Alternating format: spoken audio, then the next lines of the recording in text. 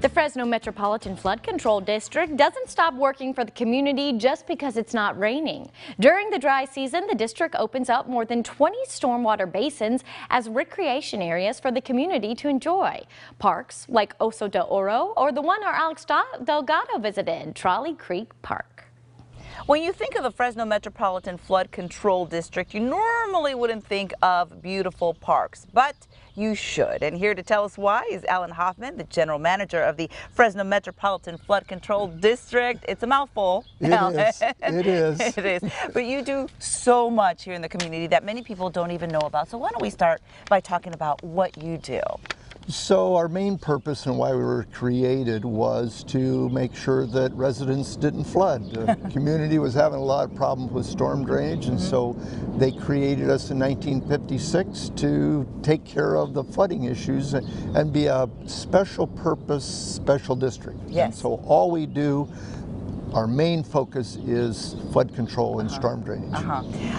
But obviously, like I said, that's not all you do, and that is the reason why we are here at Trolley Creek Park, which, by the way, it's a beautiful park, and I'm not sure a lot of people know about it. No, it's nestled behind a Walmart off of Kings Canyon in southeast Fresno, and a lot of people don't know about it, so we're excited to get the word out so people know this wonderful place to have fun. And how is the flood control district a part of this park? Tell us the history behind that. So and several other parks around town. Yeah, we as an agency own a lot of public lands. Got it. And so a part of our charge, not only in flood control, but it's also to provide open space for the community. So we've landscaped 23 parks that are accessible to the public, and we have others that are landscaped just to be not an eyesore, but to be pretty. So we landscape some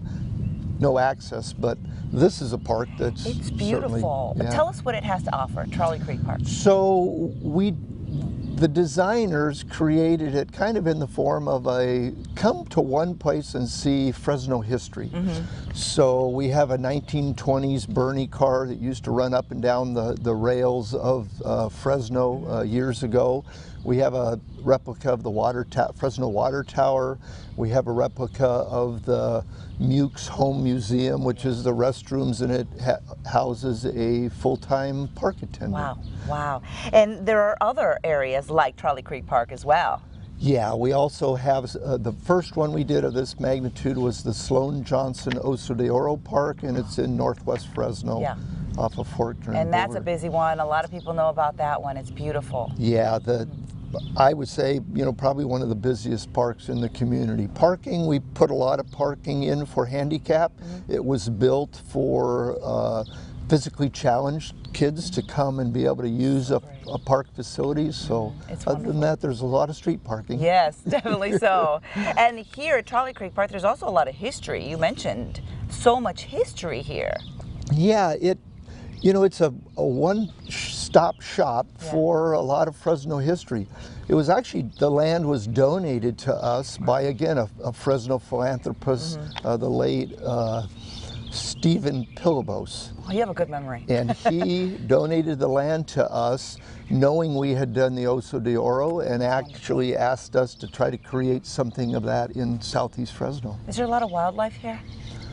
There's a lot of wildlife in all of our ponding basins. We have 153 ponding basins and thousands of acres of land, and with you put water in it, you're going to get a lot of waterfowl. So we have a lot of. And how do you make a reservation for some of these spaces?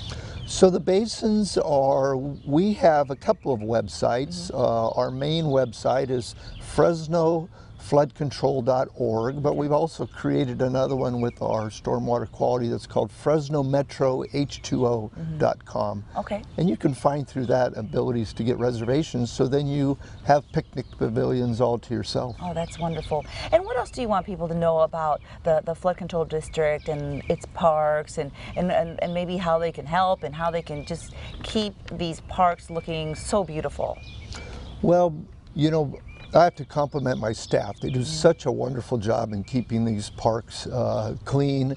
I see a lot of comments on how clean the public feels the parks are. But, you know, residents can help us just by, you know, not graffiti, cleaning up after themselves, you know, picking up trash. But other than that, we welcome them to come visit us. And what else do you want people to know about the Flood Control District? You know, I think there's important for the public to know that they create a special district like ours, and that we're really doing a lot of good for the community. And I think my staff is proud of what they do for the community, and we are proud as an agency to be, you know, putting their dollars to work. Yes. Well, it is certainly so beautiful here, so let's tell everybody where exactly it is, because it's kind of, as you mentioned, Alan, hidden away a little bit here. Yeah, it's hidden away. It's on Huntington Boulevard, or Huntington, at Helm. It's at the southeast corner of Huntington and Helm. Okay. So it is. Yeah, or if you see the big Walmart on East Kings Canyon Drive, it's back behind it. That's easy. That's easy to remember. All right, well, thank you so much for your time, Alan. It's been great. Thanks for having me. All right, of course.